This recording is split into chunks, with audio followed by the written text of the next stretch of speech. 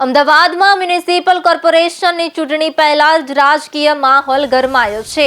રામોલ હાથીજણ વોર્ડમાં ભાજપના ઉમેદવારોને પ્રચાર દરમિયાન સ્થાનિકોના ભારે વિરોધનો સામનો કરવો પડ્યો હતો।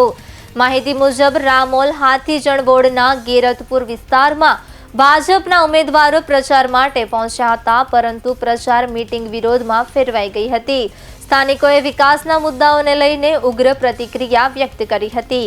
સ્થાનિકોએ ઉમેદવારોને સીધા સવાલો પૂછ્યા। 5 વર્ષમાં શું કર્યું? પાણી નથી, ગટર નથી, રસ્તા નથી, આરોગ્ય સુવિધા પણ નથી જેવા પ્રશ્નો સાથે લોકોએ પોતાની નારાજગી વ્યક્ત કરી હતી। સ્થાનિકોના આક્રોશને કારણે વાતાવરણ તંગ બની ગયું હતું। લોકો દ્વારા આક્ષેપ કરવામાં આવ્યો કે ઉમેદવારો માત્ર ચૂંટણી સમયે મત માંગવા આવે છે, પરંતુ મૂળભૂત સમસ્યાઓ ઉકેલવામાં નિષ્ફળ રહ્યા છે। આ દરમિયાન સ્થાનિકો અને સમર્થકો વચ્ચે ઘર્ષણની સ્થિતિ પણ સર્જાઈ હતી। વિરોધ વધતા ભાજપના ઉમેદવારોને અંતે સ્થળ છોડવું પડ્યું હતું। અમદાવાદની આવનારી ચૂંટણીમાં આ પ્રકારનો જન આક્રોશ રાજકીય સમીકરણોને કેટલો અસર કરશે તે હવે જોવાનું રહેશે।